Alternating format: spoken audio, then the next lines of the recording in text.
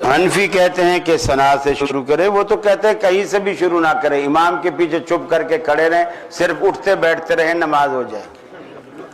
वो तो कहते हैं अगर सब कुछ तुमने ही पढ़ना है तो फिर इमाम को तनख्वाह किस लिए देते हो? अगर सब कुछ मुक्तदी नहीं पढ़ना है तो फिर इमाम को तनख्वाह किस बात की देते हो?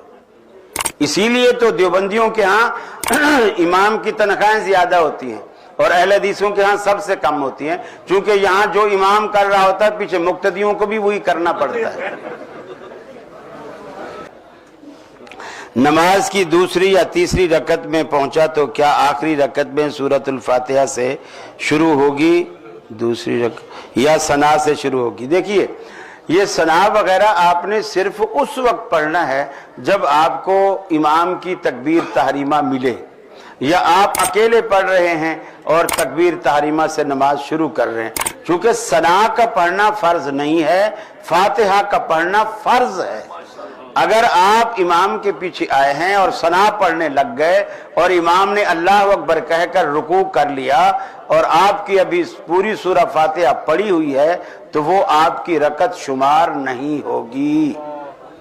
जिस रकत में सूरह फातिहा नहीं, वो रकत ही नहीं। हाँ, बैन सजदतैन के सजदों के दरमियान अल्लाह के रसूल हाथ नहीं उठाते थे, सराहत है।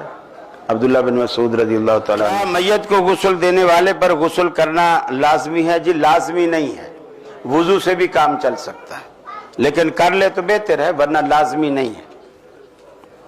इसमें देखिए, कुरान और सुन्नत जो मना है, यानी कुरान पढ़ना जो मना है, वो रुकू और सजदे में मना है। रुकू और सजदे में मना है।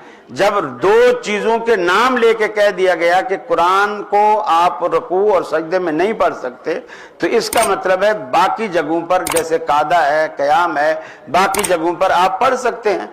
तो आपको कुरान और सुन्नत की कोई भी दुआ जो याद है वो आप दरूद पाक के बाद, सलाम से पहले आप उसे पढ़ सकते हैं। अगर वो आपको पसंद है और वो कुरान और सुन्नत की दुआ है तो आप उसे पढ़ सकते हैं।